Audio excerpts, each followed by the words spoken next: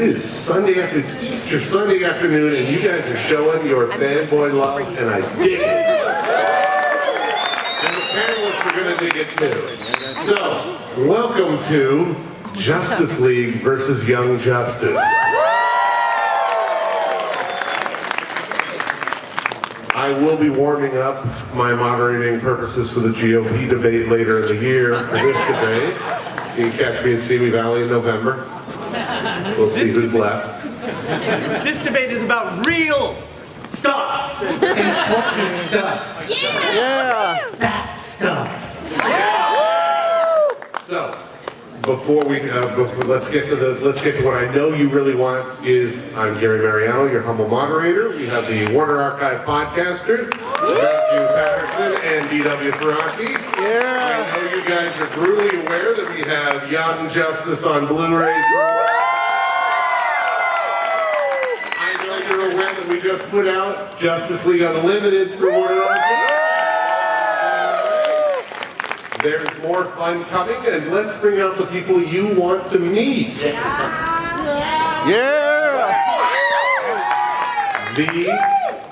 Let's go from the far side. Producer, creator of Young Justice, one of the great directors out there today in animation, one of the amazing producers out there today in animation, Brandon Vietti.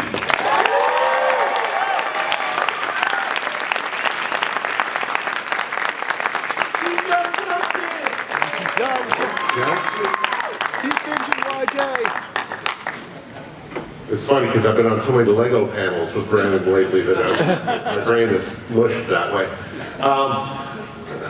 Gargoyles. Woo! Amazing Spider-Man. Spectacular Spider-Man. And Young Justice. Greg Weisman.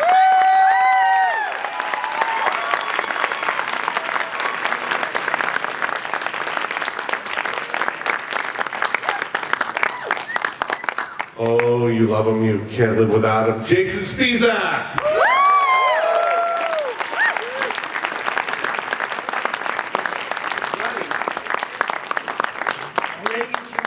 A man I invite just to laugh with and at, Khary Payton!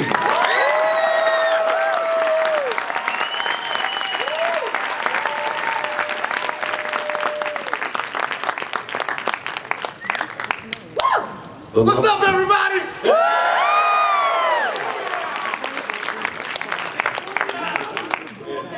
The absolute loveliest superhero I've ever known, the wonderful voice of Wonder Woman, Susan Eisenberg.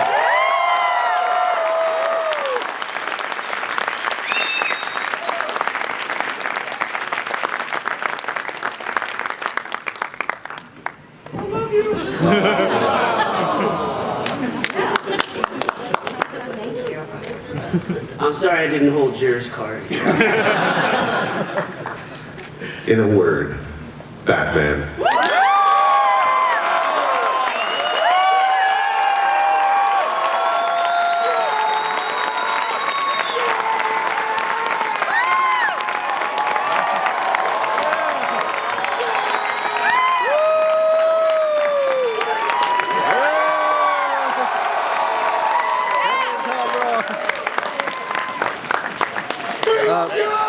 I am vengeance. I am the night.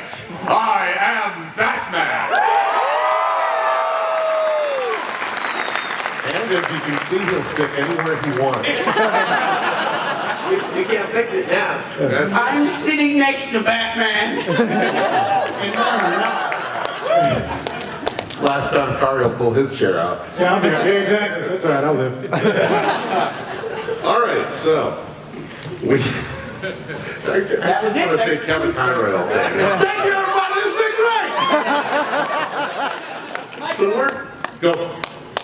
I'm going to walk over everybody still because I know this panel. Okay, I'm just gonna go ahead and say this is freaking me out right now that I'm on stage with Kevin Conroy and Susan Eisenberg. Literally, when I remember being a kid and I walked all the way to the mall because I couldn't drive.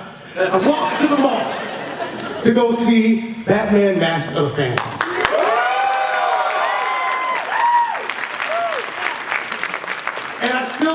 it's the greatest origin telling of Batman ever because of one thing that you said, one line that you said to Alfred after you beat up a bunch of guys.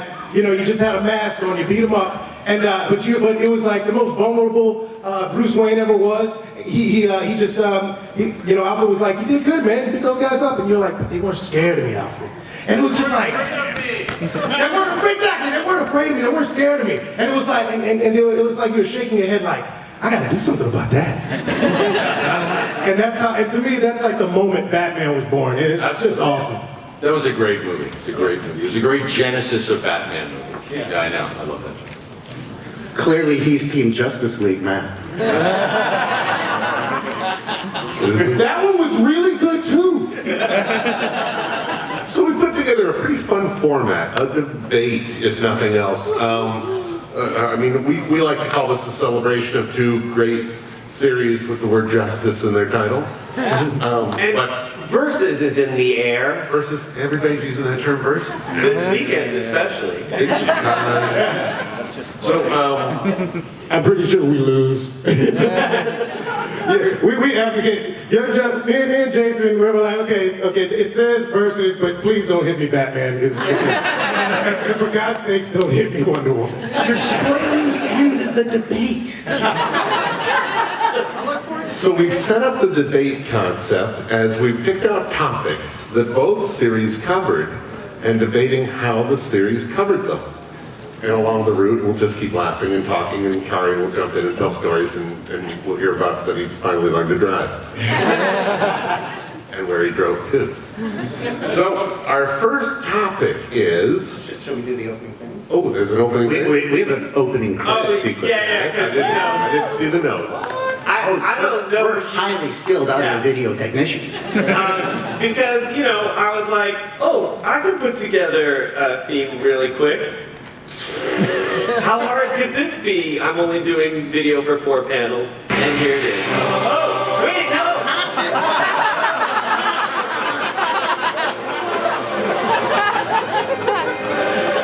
I'll spare it. That's our Warner Archive commercial. It's really good. You should love Warner Archive because we put together events like this, and we have it's really fun. Maybe if we have time, we can get to it. Just so we don't have to play that later. Everybody tell me, who is sponsoring the panel? Warner Archive! No, I need it loud enough for my boss to hear. Warner Archive! Good, okay. You're there in 1 minute and 30 seconds. Here we go.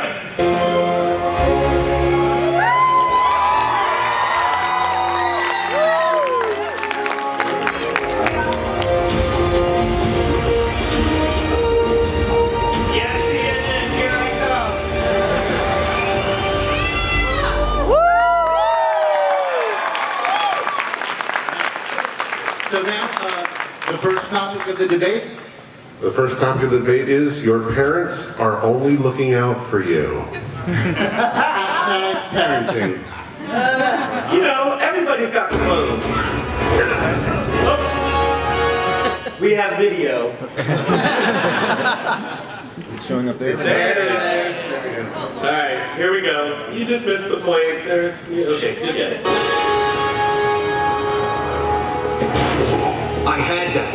I didn't want to take the chance. As it is, your landing could have destabilized the entire bridge. It didn't, but it could have. We don't yet know the limits of your powers.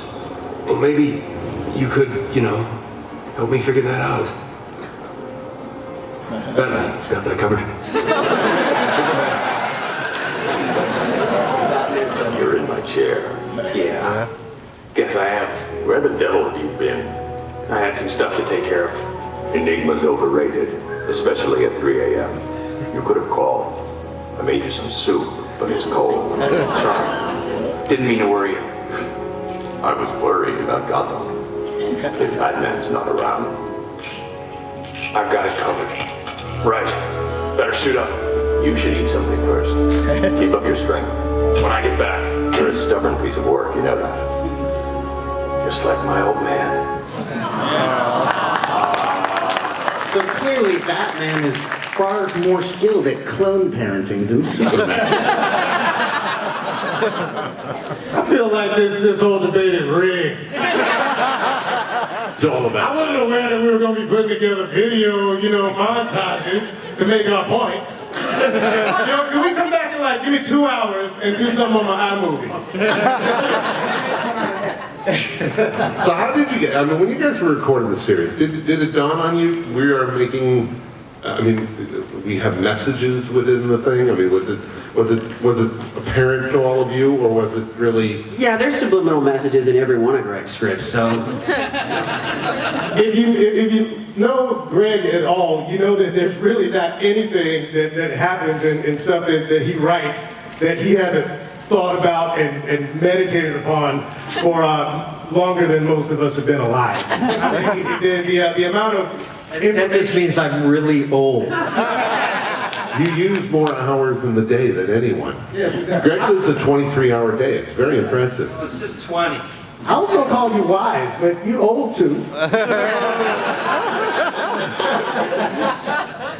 And Bruce Timm with our show was, there are always lots of different layers to each script.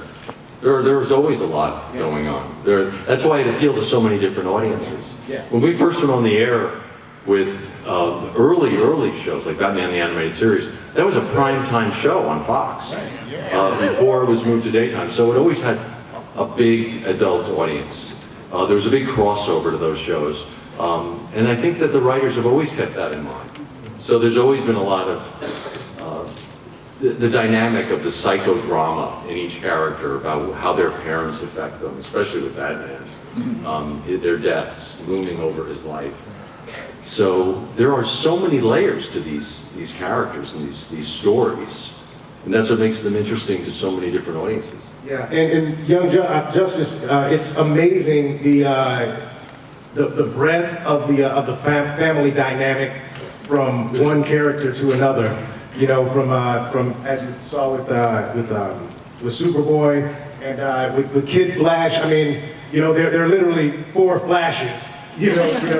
Somewhere at some point in time. And not to mention, the rest of the family, and how they deal with each other. You building a family of your own with Artemis, and you're talking about Artemis, and Yeah, her family is she wants to keep a secret. So. Those Thanksgivings are weird. Yeah. Because they killed their own turkeys. Exactly. But I never asked Greg actually, just how much of that came from you just being a father? Was it something that came out of your experience, or was it just reading all of the comics and that was a common thread that you found? Well, for starters, I want to say that it wasn't just me. Brandon and Kevin Hops as well. We all broke this stuff together. I think there's probably aspects of my own being a dad, being a son. But one thing that always used to bother me in the comics, for example, was sometimes the Dick Grayson Bruce Wayne relationship was sort of posited as adversarial, and that didn't make a lot of sense to me, to us actually. And we saw it.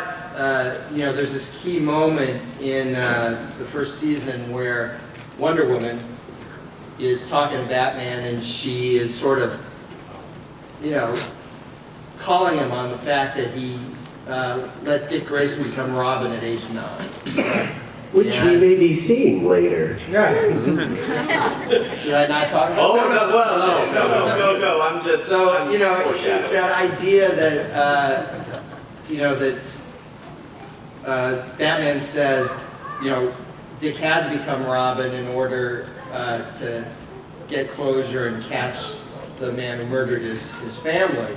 And Wonder Woman says, so that he'd turn out like you, and Batman says, so that he wouldn't. Right. And it's that idea that Batman doesn't want to create another him. Right. And then in terms of Superman, just the clip we just saw, I think the key thing is that everyone just kept telling Superman, you're this kid's father.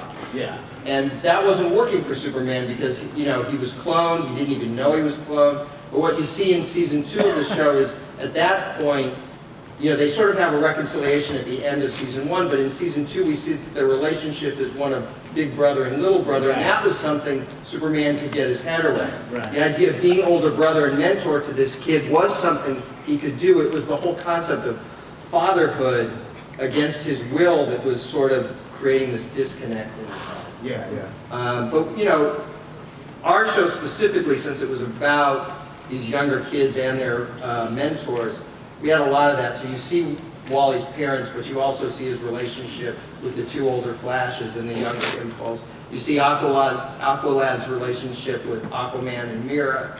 And also in the comics, the companion comics we do, we also met his parents. And then, of course, big thing in season 2 was his relationship with his biological father, Black Manta. So that whole parenting thing was a huge aspect of our show. Yeah, and to some degree, I think Justin was even a bit of a parent, I think, for our show. Absolutely. Just watching the clip, the title sequence again, kind of reminded me, I think when we first sat down and started talking about Young Justice and how we were going to make it, I remember being afraid, very afraid. because of the big shoes we were having to follow after Susan and Kevin's their great work on that. How do you follow that? That's really You can't. Debate's over. Okay, now it's time for topic number 2. Topic number 2. Topic number 2. Do we all Battles, big and small. Here goes videotape. I haven't followed far beyond what I was when we last met. You do not want to challenge me. Line them up!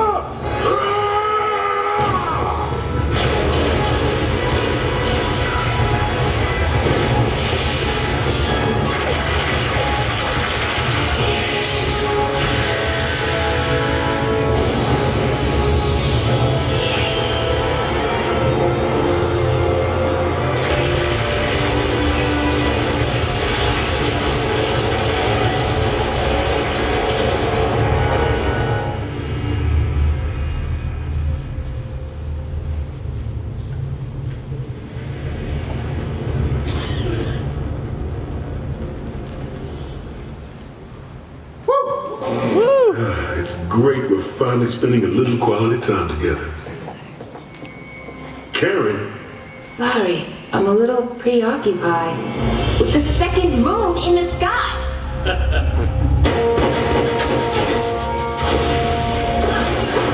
Good job. Surround them and close in. Hold on a second.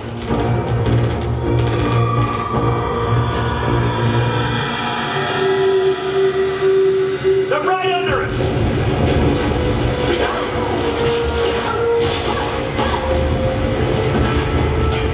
Doc calls it the fog, comprised of millions of microscopic robots. Nanotech infiltrators, capable of disintegrating anything in their path. Concrete, steel, flesh, bone. But its true purpose isn't mere destruction. It's theft. The infiltrators eat and store raw data from any computer system and deliver the stolen intel to the shadows. All right, and now personally, I think just the new moon is like, holy crap. Like that's why I cut it right there, because I'm like, done. No, but our point with that was just that both shows had these enormous, big storylines with big scaled threats, but each show had a very unique POV. I mean, JLU is very much Watchtower, up above. We're walking among the Pantheon, whereas Young Justice never loses its footing on the ground. These are people looking up. Well, I think that we're always looking up at Justice League as well. Even in the first few minutes of Young Justice, in that when we go to the Hall of Justice, you know, and it's like yeah, we're excited, and we were excited to walk in there and see it for the first time, and then you walk in and you see those statues of you know, those like 10-foot tall statues of the original Justice League. And it's like, you know what? Yeah, we're excited, but oh my God, you know, what are we walking into? You know, these are big shoes we're trying to fill. Literally. Have you seen Kevin's feet? Now, I got big feet. There's a next topic, not to give anything away, but I think on this topic, Young Justice has a clear advantage. And this topic is relationships.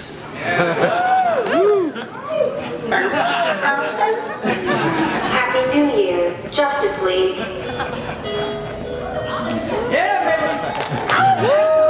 Long time ago.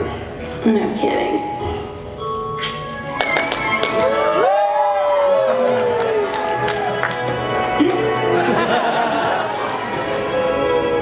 Liking this team more every day. Human customs still elude me.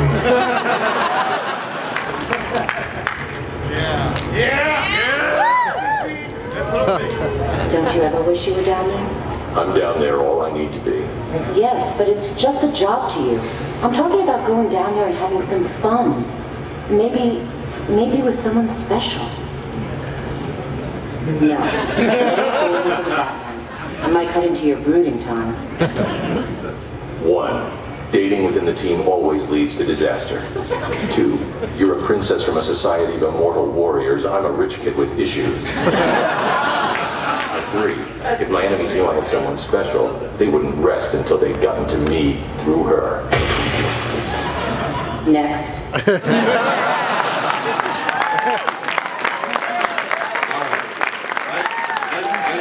Dude, go for it. What are you doing? I think this is maybe a chance for a redo on that scene, because you're both here. I always love in that scene that somebody left just enough time after the point number 2 that they knew somebody at home would just be laughing before kicking into the next tune. And what's fun about Susan Eisenberg is when you talk to her about Justice League and her co-workers, there's Kevin Conroy. Oh, I had such a crush on Kevin Conroy. Martian Manhunter. Oh, I love every one of them she adored. I do. It's genuine. I mean, have you met Michael? Have you met Kevin? Have you met Carl? There's no man lovelier on the planet and on other planets. He's divine. But I thought what was great about Justice League, if I may, was that we always hinted. It was always hinted at the relationship between Batman and Wonder Woman, and we didn't have any make-out scenes or anything like that, unfortunately. But you know, we had kisses on the cheek, and we had dances, and we had flirtation, and that kind of drove the series for years and years and years. And to this day, and it's been a while, fans still talk about that relationship, as do I. Because I loved it. I loved it. Well, what I love about just watching the clips of Justice League, it's incredible how you did those shows so long ago, and yet you put them on right now, and I'm literally riveted.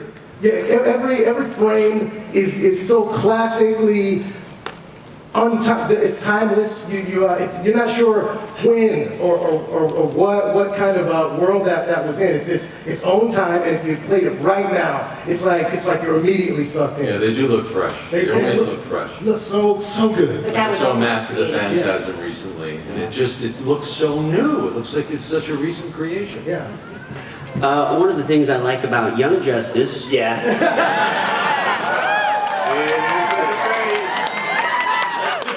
If I may, is that we did have makeout sessions. Yes. Multiple, literally several times.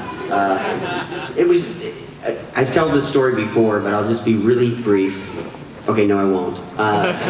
Is that in the interest of realism, one of the things that they wanted us to accomplish with the relationship between Artemis and Wally is the complication when you hate somebody, but yet you are hot for them and you love them. And it just comes from them annoying you from the very first moment. So one of the things I really appreciate about Greg and Brandon's storytelling is from a realistic point of view in life, our opposites attract.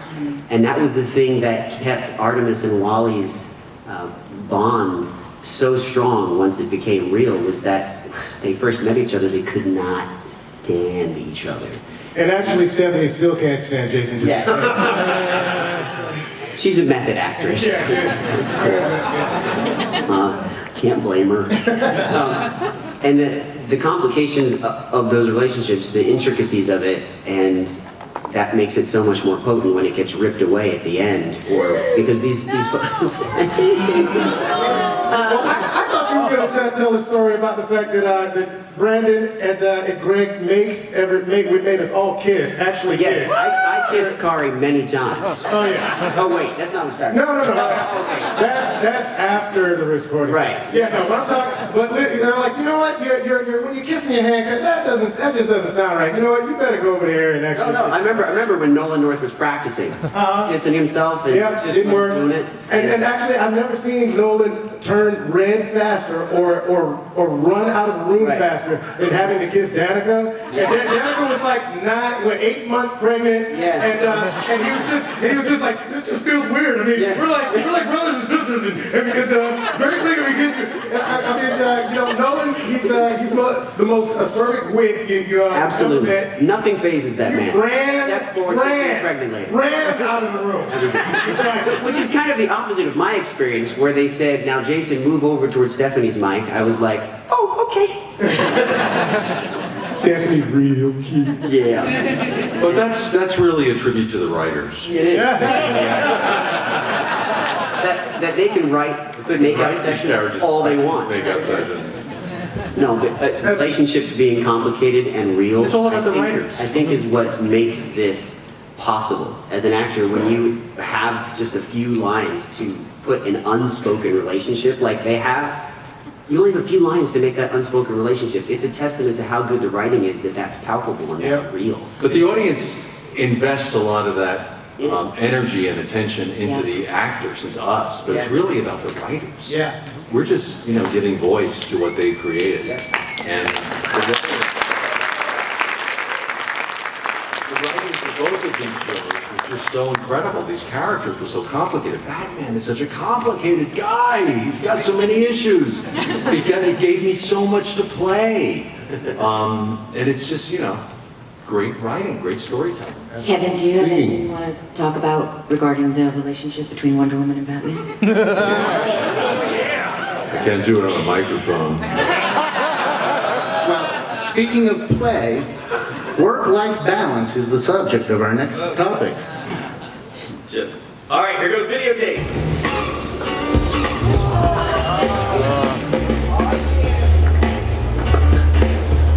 Hello, Megan. We should hit the beach every day. First, a moment of silence for our absent comrade. Poor Wally.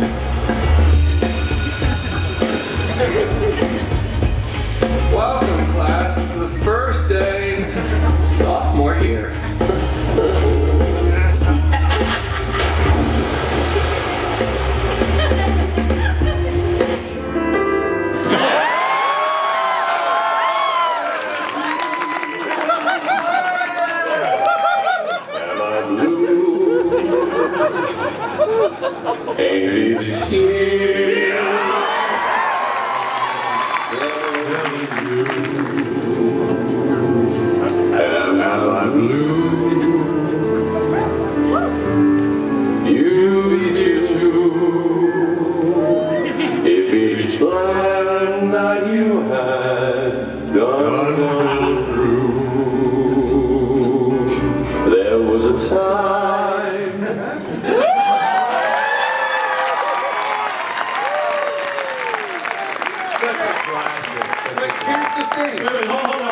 Hold on. Everybody just be quiet. I just want to hear it. Just give us one. Nobody say anything. There was a time I was her only one, but now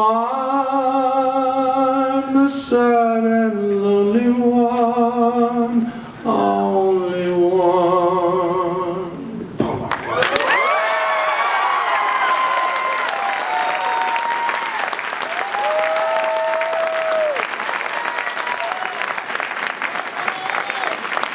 But to be fair to the rules of the debate, I have to point out that Batman was actually working in that clip. So, advantage Young Justice. This wasn't karaoke time. Hey, it doesn't matter. Dad, every one of you can say you were here. Which side are you on? I had to switch because of him. Dad. Why was there no, was there a singing episode in your mind for, I'm not going to say that word.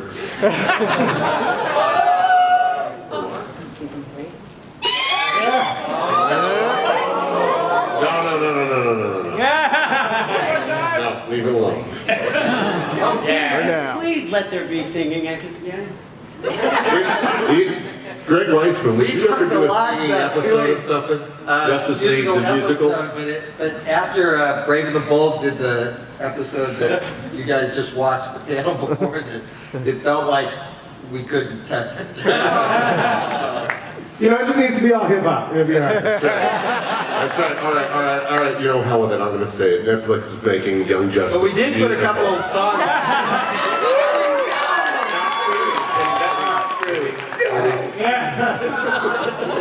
Oh, you didn't even hear me, did you? Cruel, man. Yeah, I know. Did Gary just lose the debate?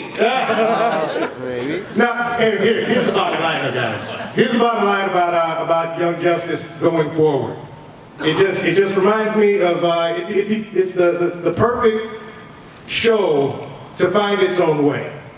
Because I think it was like when Young Justice first started, and the Justice League said, you know what, guys, you guys got together and did something on your own, and we're not cool with that. You guys need to chill out.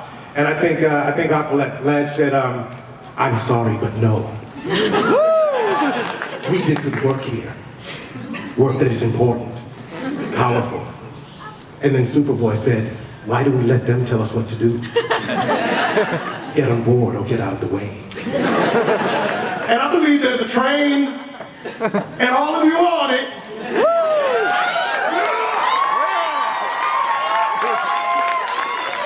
So stay on that train and keep finishing Young Justice. Keep watching, keep buying. All right, so what's the next topic that I can kill myself on? This one is teamwork. Teamwork is work, or is it?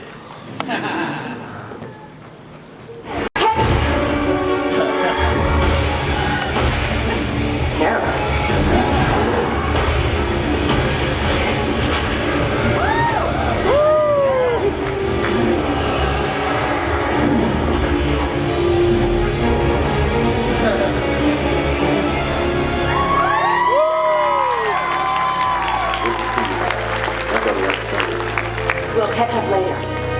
Wouldn't miss it. First things first. Still, you refer to us as children.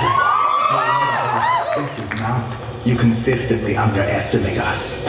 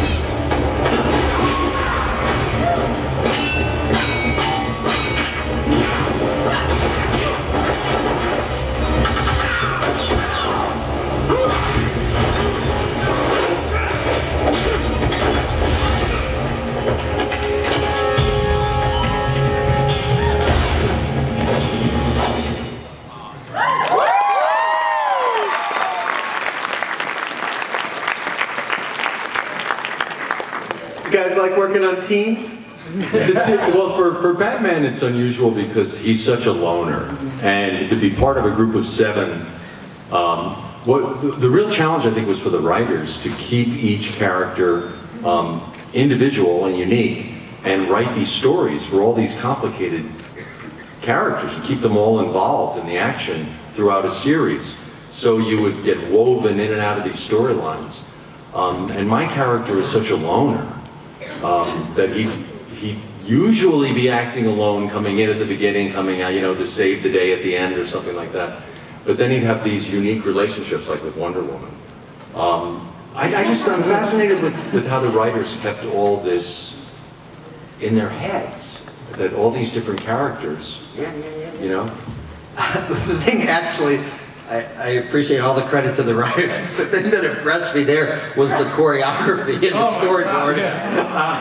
Because it's easy for a writer to say, and then they fight. But then, we did try in the scripts to break it down in a little more detail than that. But still, just impressive job by the storyboard artist and the director of those episodes. And then really, someone I really want to give a lot of credit to is Joe Reyes, who's our editor on the show, because the pacing of that, so much of it comes out in those final steps of the editing and then the sound mix. A lot of credit to Joe and to Carlos, Sanchez, who was our sound mixer, and because a lot of what makes that pop is that kind of tempo and pace and real movement on all those characters. The teamwork on our side to get the teamwork on the screen. Yeah. Well, and there's this thing about Batman that makes everything he does that much cooler is that he never starts by yelling at you. It's almost like he gets quieter. Hold that thought. It's like we talked about this beforehand. Hey, nice to meet you. All right, here we go. One more. This is the last one. I know.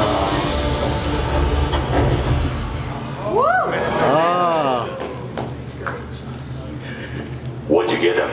I'm not saying anything. He'll hear and spoil the surprise. He can hear that, too. How about you? He's not the easiest person in the world to buy birthday presents for. Bruce, you didn't get him a gift certificate. No. Cash. Plastic man. I don't know. The guy's got a pretty substantial criminal record. Sorry. The guy just cracks me up.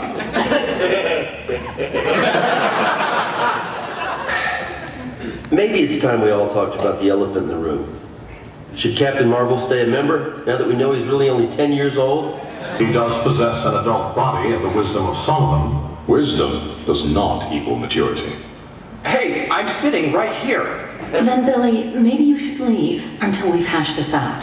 No. Captain Marvel is a member and is entitled to participate until or unless he's voted out. It's not just his age. It's the fact that he lied about it. I didn't lie. Exactly. I just left out the part about being a kid. A lie of omission is still a lie. You kept an important secret from us. No one in the League knew the truth. I did. Since you indoctrinated Robin into crime fighting at the ripe old age of 9. Robin needed to help bring the men who murdered his family to justice. So he could turn out like you? So that he wouldn't.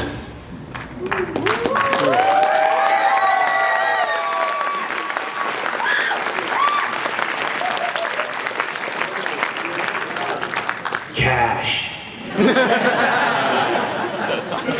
Never mind anyone a president again. Batman says give cash. I don't know what the topic. What is the topic? That was just a trick to watch more of this good stuff. That's pretty well it. And the topic is we got about 10 minutes, 15 minutes, and we might even want questions from the audience. Anybody want to ask a question? Guys, if you ask a really good question, we do have Justice League on Blu-ray, Young Justice on Blu-ray, Justice League Unlimited on Blu-ray. That'd be a good question. Naked versus. Guys, we already know you love them and you're here for it, so you don't need the compliment. We already have the compliment of 1,000 people here. Just get to the question and let somebody else get theirs. That's all right, I can hear you. Go, buddy. Yell out. The microphone isn't working up here. Okay, well, my question Man's coming up to fix it. We'll repeat it. My question is for Kevin Conroy. Okay. I was going to tell you how much you meant to me and everything like that. Oh, no. It's actually my birthday and anniversary. I came all the way from San Francisco to come see you. My wife let me because she knows how much you mean to me. Wow. So my question to you is, because I follow you through all your panels on YouTube and everything like that. So any question I had, you have already answered for me. So my question to you is, actually I have two. One, Will you sign my merchandise, please? And two, thanks. Two, what question have you always wanted to be asked from a fan that they didn't? Because you answered all my questions already, so I want to know what question did you want somebody to ask you? Wow. How would you like to have $1 million? Billion. I think the biggest question for Batman is why he's resonated for so long. Why that character means so much to so many people. I mean, I had a young woman talk to me, I've told this story before, at Chicago Comic-Con, who said, I've always wanted to meet you, and she started getting very emotional. And she said, I grew up in the projects, and I'm the only one of my friends that made it out of there. And it was because of you. And I said, wait a minute. She says, no, seriously. I had your show every afternoon. I came home from school and the other kids were getting into trouble. I had your show. And you babysat me every afternoon, and I learned so much from you. And I ended up getting a scholarship to go to college, and now I'm a professional. I'm out of there. I said, wait a minute. First of all, thank you. Thank you. But more important, you got you out of there. Yeah. You know, you're responsible for getting you out of there. And I said, and God bless you for doing it, you know what I mean? But the power of animation to teach lessons and to reach young hearts and minds is so powerful. And I think Batman's character, that he overcame such pain in youth, and that he took that pain and he turned it into something positive, is the message of Batman. Is that nothing can crush you. You can't let anything crush you. You have to turn it around, and rather than letting it become evil, you turn it into something good. You do something good with your life. And that's what that young woman did. And that to me is the power of animation, what it can do.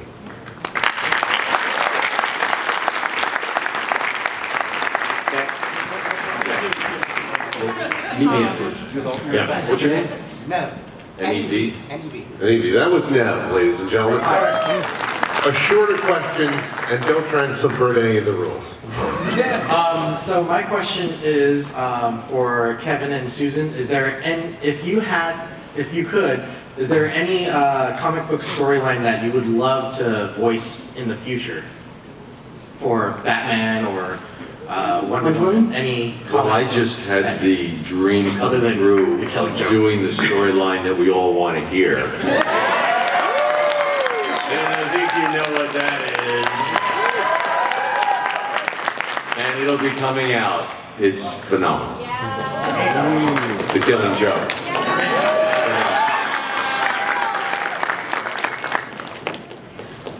You know, I think anytime I can do something with Hippolyta, you know, and explores that relationship with the mother and the daughter and Themyscira, those are some of my favorite things to do. If I'm not going to be with the League and these guys, then bring me back to Themyscira, bring me back to Hippolyta, and let me have some of that to play with, because that stuff's phenomenal.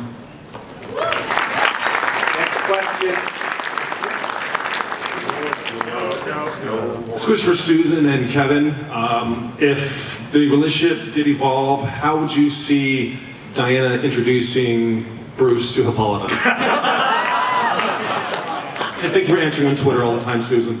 And pretend I'm not here listening. Why don't we do the scene?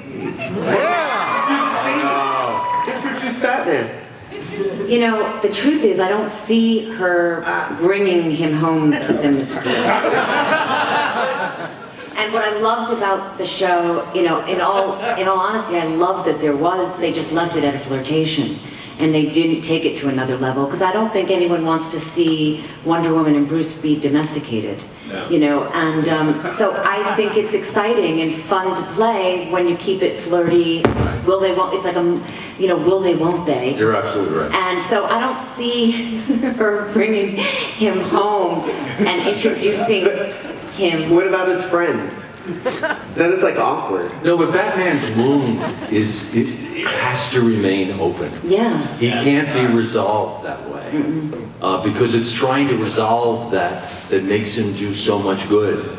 That's his whole modus So he can't have resolution. Right, so we're never going to be Superman and Lois. You know, that's just never going to be us. Worth a shot.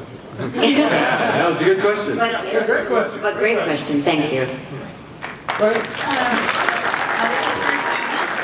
And so Wonder Woman, I actually cosplay Wonder Woman from that particular show. And my question is, did you come up with the inspiration to voice the character? Like, how do you portray her? Because she, like Batman, has a lot of different sides to her. It's like keeping the regal, but powerful, but loving and protective all at the same time. Right, but like Kevin said earlier, there were scripts, so you know, it wasn't me standing in your voice. You know, there was a voice director. Who was that? Andrea Romano.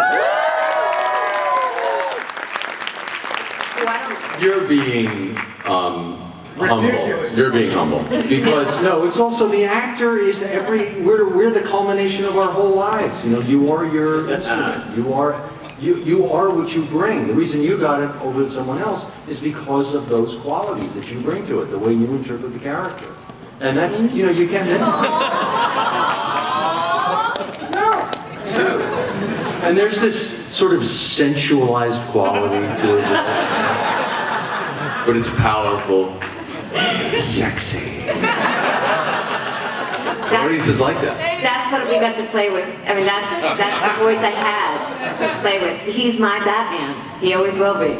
But Andrea Romano, really, I mean, she calibrated the performance. If I was getting too princess-like, she'd be like, warrior, you're a warrior. Yeah, bring the strength. You have to. And I remember my audition and being told, you know, you have to remember that she's regal, but she's powerful, and you can't lose either one ever. And so when I would, if I would, she was always there to say, Susan, you're losing this, or you're losing that, or bring this, or bring that. Always. Thank you. So just a quick comment and a question. Quick comment, Mr. Payton, I've been a fan since ping pong played. Nice. And for Mr. Conroy, just the question is, what episode was the most fun to play the Batman character? Perchance to Dream is a great episode, and Dreamscape, both of those are great. In I think it was Perchance to Dream. I get them mixed up. I got to do I got to do Batman and Bruce Wayne, and then young Bruce Wayne, and then Batman drugged, and then Thomas Wayne Sr. in his fantasy. So I was doing 5 voices. And I said to Andrea as we were doing it, I said, because he's been drugged, and he goes into his past, and all these fantasies come through, and I was doing all these voices. So they all had to be believably distinct, but believably related. You know what I mean? And they all had to be distinct. I said to Andrea, you know what would be really fun? Let's do it in real time. Instead of doing all one voice and all the other voice and all the next voice, let me play the scenes with myself. And we did it! But then we did as a safety, afterwards we did each character fully through, so they'd be sure to have, you know, each voice distinct. But it was so much fun to act, to just be involved in. Thank you. Sure. Hey, it looks like the Justice League is decidedly ready to debate. Do we have any Young Justice questions? Good morning. All right. No. Are you kidding? I'm having a time of my life. We love this. This is awesome. Okay, for that we're going to go a little longer than we're supposed to, so because we own the room. So. Hi, big fan, obviously. Thank you for being here. So I have a question for all the voice actors. I know there's been a lot of credit given to the writers and the skill that they have to bring these characters to life. But was there ever a time where you looked at the script and you went, I don't think Batman would say this exactly, or I don't think Wonder Woman would say it in this way? Was there ever a time where there was like just a disagreement in the direction the characters are going, or the lines, or how? Personally, Yeah. my perspective, I think there was once that I was asked, said, look, what would, we just can't figure out what you're going, because when you work with, mostly I work with Bruce Timm and Paul Dini, you don't change a comma. You don't change anything. They're like, that's not what I wrote. Because writers have, actors are known for having egos. You know who really has big egos? Writers.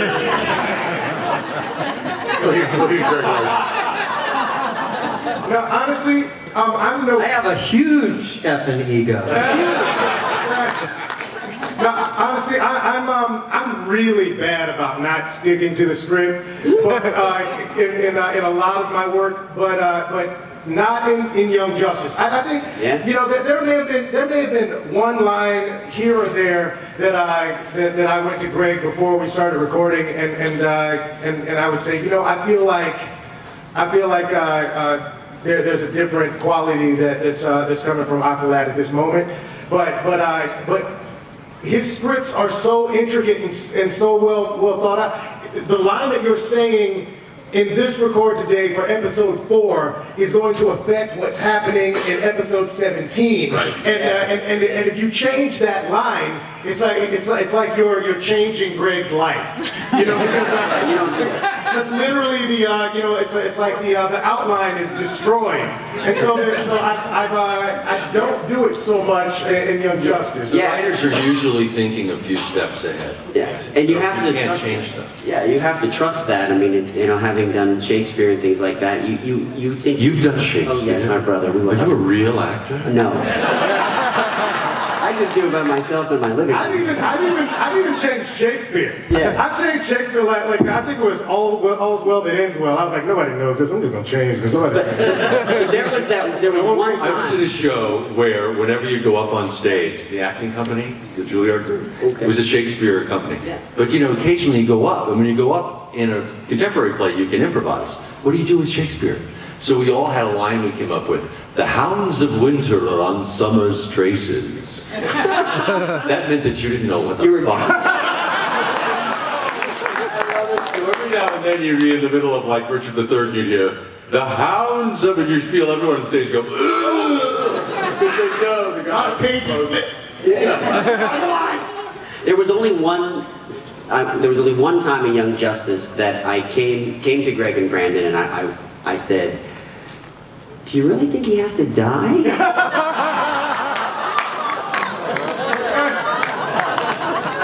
By the way, he just lied. He came up to me. I was so grateful. He came up to me and thanked me for that scene. I did. Yeah. No, actually, the only time I remember freaking out, it's only calling or texting Greg when some twist happened that even I didn't see coming. And when Artemis and Aqualad had their, or Calder, I guess, at that point, had a time when they met in season 2, that didn't work out well, seemingly for Artemis. And I just threw my script down and I immediately texted Greg, and all I got back was, keep reading. I would just, what Kevin said about the writers, and you didn't change things, and oftentimes a lot of the scripts I did were Dwayne McDuffie's scripts. And Dwayne would be on the other side of the glass. I'd be in the booth and he'd be outside, and the things he'd make me do, and especially the physical stuff, it was so grueling. I mean, it sounds weird because you're not doing it, but you are a little bit for the fighting scenes and the picking yourself up and dragging and all of that. And I would just look at Dwayne and be like, really? Really? And he would just smile, like, you just keep doing it, just keep doing it. And so there was that, and also once in a while I wanted the funny line.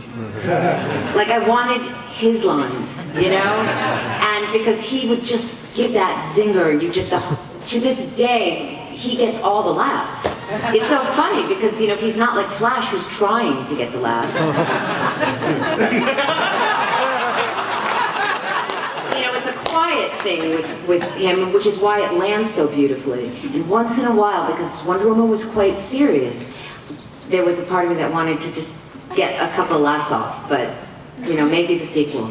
Yes, sir. Will you put Suicide Squad in Young Justice? I'm going to make a note of that right now.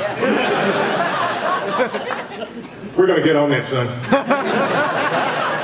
Thank you for your contribution.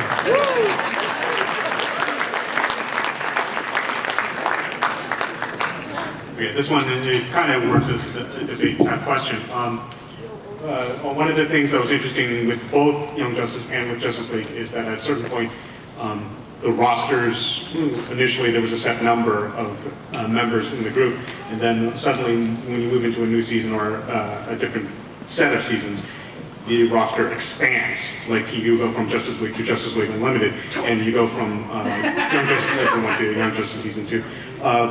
Primarily for Brandon and Greg, but also for all the actors, what was the process like in trying to develop an expanded roster cast of these teams that you're working with, and how do you, what's the dynamic that you have to sort of reinvent in order to accommodate this change in direction? That is tricky. I mean, we had the whole DC universe to pick from, and we were starting at zero. I mean, we were kind of trying to tell a story that shows the growth of superheroes in the DC world, so we started very small, and we had many conversations about who we wanted, right? Because we had, of course, our own special once that we wanted in the show, but an interesting thing that Greg did at the very beginning, he built a timeline of the DC universe. And he had like birthdays and sometimes death days for a lot of the characters. Spread out all throughout. And what that helped give us though was like a map of when characters could appear. You know, so we have a lot of discussions about the generations and when, you know, their ages, because we were very particular about dates in the show. And, you know, it kind of, having a timeline to begin with, made some of those decisions for us. Also, they're both crazy.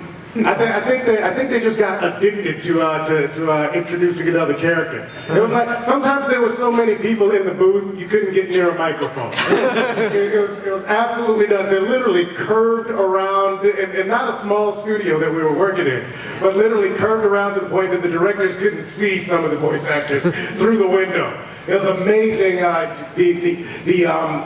Towards the end, we had to record in ships. Yeah. But it's amazing how succinct the storytelling was, and yet incorporating so many characters into the storyline. Honestly, because in the second season, Calder's gone for several episodes, and it's an awesome reason. But I still wasn't happy about that being not coming into the record. You know, but it was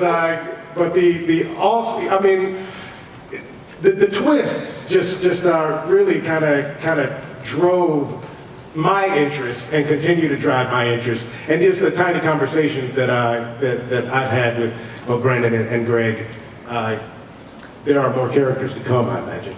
And Bruce was really, for our show and becoming Justice League to Justice League Unlimited, Bruce Timm has talked extensively about how he welcomed that opportunity. I mean, when they had done 2 seasons of Justice League and then it was presented, okay, you're going to be do you want to do this? And he jumped at the chance to incorporate more characters, and it was a fantasy for him to do that. I think part of that comes out of just the need for stories. They run out of ideas for a finite number of characters, and introducing a new character introduces a whole new complication for interaction with the other characters. I wasn't really worried about running out of stories. Even with the small cast, I mean, that's why in the companion comics we did, there were a lot more stories to tell, even in, that season 1 era, let alone the 5 years that took place in between the 2 seasons. But we did really want to show the growth of characters like Wally or Dick or Calder, and you can't do that over, we were more or less telling stories in real time. The first season is 6 months from July to January, and there's just a limit as to how much any character is going to grow in only 6 months. So by jumping 5 years, that allowed us to really show the growth of these characters. I mean, you see how much Wally's matured between season 1 and season 2. It's a pretty huge thing, but over 5 years you can believe that. And as Brandon said, because of those 5 years, there were certain characters that by that time you just felt, well, if we don't introduce them now, when will we? And one of the things that was a minor bummer for us actually is that the original plan, I don't know if you guys remember the wedding shower episode, where Raquel Rocket was having her bridal shower. And originally we had planned to put Donna Troy and Mary Bromwell in there too. And we just ran out of time because we would have had to design them both as Donna Troy and Mary in civilian clothes, and then also design them as Troy and Sergeant Marvel in their costumes. And that's 4 designs that we just did not have time to do. So they don't wind up in that episode. Because we didn't have time to do them for that episode, they also don't wind up in the season finale, which we had also planned on putting them in. I don't think there's Our ever a timeline point was where Greg is like running out of stories. He told me about going grocery shopping, and I've been riveted to I was like, that's where you bought the broccoli? And the timelines all match up. It's great. It's riveting. So it drives you nuts because I was like, just tell me what you bought, but he tells it in such an incredible way. You know, I cannot wait to see, what he's gonna get for breakfast. Wait till we get to the eggplant. We unfortunately have time for one more question. No pressure, make it a good one. They're not signing autographs, so The people on the next panel are getting mad because that's us. Yes. So go ahead, drop your question. Let's make it a good one. No Thank you. pressure. So my question is about how to deal with the future generations of superheroes. So this question in particular is targeted towards Brandon and Greg, but anybody from the panel can answer. So as we saw in the clips, Batman and Wonder Woman have different perspectives on how to address the younger generation of superheroes, be it the Titans or Young Justice. So how does that reflect upon the younger generation? Like, how are they going to treat the next generation that's going to come after them? Yeah, we kind of were able to touch on that in our second season. Our first season was definitely about parents did allow us to now put our first season freshmen, now they're seniors, and there's a new class of freshmen coming in beneath them. And how do they now take the reins as the mentors? And that was a lot of fun for us to explore that element of the DC universe. It's so great. There's so many great generations and stories about those generations in the DCU, and so that we could actually explore that in our second season was a lot of fun. Well, the crux of Young Justice, from the very beginning, is that kids don't stay kids forever. They're going to grow up and they're going to do what they're going to do. And you can either help them become the people they want to be, or you can try and stop them. And one works and one doesn't. And that's kind of a beautiful thing to base a long-running story on, I think. And in the Batman universe, I think Batman Beyond was what that was about. Him passing on the mantle to young Terry McGinnis, and that father-son relationship that evolved out of that. It's an interesting question. Yeah, and Great question. one of my favorite episodes when I read it was the episode with all the different Flashes in Young Justice, where we had Golden Age Flash, we had Kid Flash, and we had Impulse, and it was such an enjoyable thing to read about how everybody has their perspective on what it's like to be a hero. And that perspective changes, based on what your life is like at the time and how old you are. And we're all in our lives, a hero to someone at some point in our lives. And, if we're a father or mother, we're a hero to our children. And if we're young, we could be a hero to our friends because we're saving them. So I really enjoyed seeing the speedsters at all their different levels of what it's like to be a hero. And I think that's a universal message, that it doesn't matter how old you are or what point of your life you are, you still can be a hero to someone.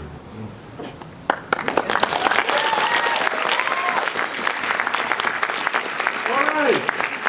quick reminder, you stay through the next panel, which is Golden Harvest, and you'll have done all three with Warner Archive. There will be special prizes. Hong Kong movies from the 90s. That's If you like action, like Hong Kong, Golden Harvest, I'm a hung, stick around. But in the meantime, these folks aren't signing autographs, so don't rush the stage. You see those guys in blue and everything? They'll stop you. In the meantime, show your appreciation from there for Greg